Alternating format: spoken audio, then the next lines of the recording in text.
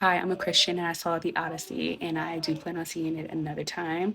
But I did see maybe like one or two Christians talking about going to see the Odyssey, and some people were just like, "Oh my God, I don't want to see that because I don't." But there are some crazy things that happen in there. Like there's like a witch involved and cyclops and giants and all these things like that, and obviously it's false gods.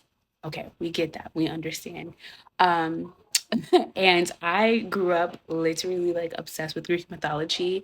It was just another part of history in my mind, and I wanted to know what other people believed, and that's just my nature. That's my bent to discover different religions and why they believe what they believe.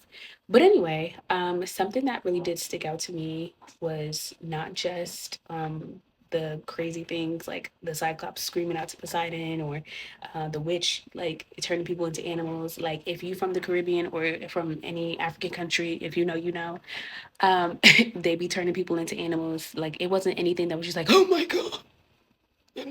Like, it wasn't anything like that, but that's just me. Everybody has a different like level of exposure to the things of the spirit than others. Some people can watch it and be okay. Others can't. Ask the Lord to give you discernment on whether you can watch it or not. But anyway, there was something that was said like, um, treat everyone with kindness or whatever, or welcome everyone, welcome a stranger, because you never know if you're entertaining a God, which is scripture.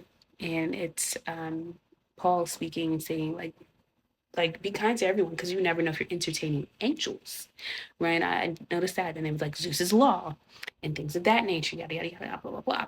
And something that really really got me was that when they were on the ship and the waves were rocking left and right, right and left, back and forth, all this stuff like that, and they were saying like, "Ask Poseidon for forgiveness." For some reason, that reminded me of Jonah when he was on the when he was on the boat and they was about to get capsized. Like that was like it was like a actual visual of that moment, and they're just like, whose God is responsible for this? And Joe was like, me. Actually, let me jump off the boat. Just capsize me. We're done. Anyway, and then another moment that reminded me of scripture was just how the winds and the waves obeyed the Lord when Jesus spoke to him and said, "Peace be still."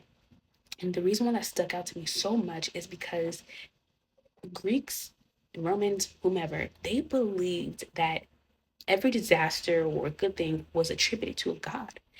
So you can imagine the disciples' like minds, like just like, oh my goodness, like this is really God. Like he has the winds and the waves obey him. So even if they had any inkling or belief that this was a God, Jesus had authority over it.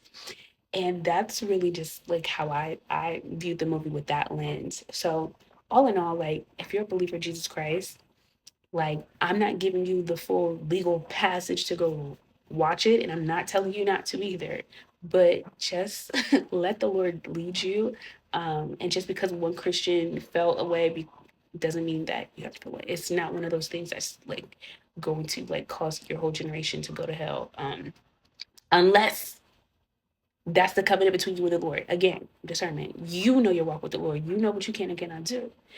And so yeah, I think it was a great movie. 10 out of 10. It really like brought to life a story that I've read in high school and really enjoyed, and Greek mythology and just studying of the world's views around us and things of that nature, and especially ancient history, is always fascinating to me. And just to see it personified in the way that it was also really really cool.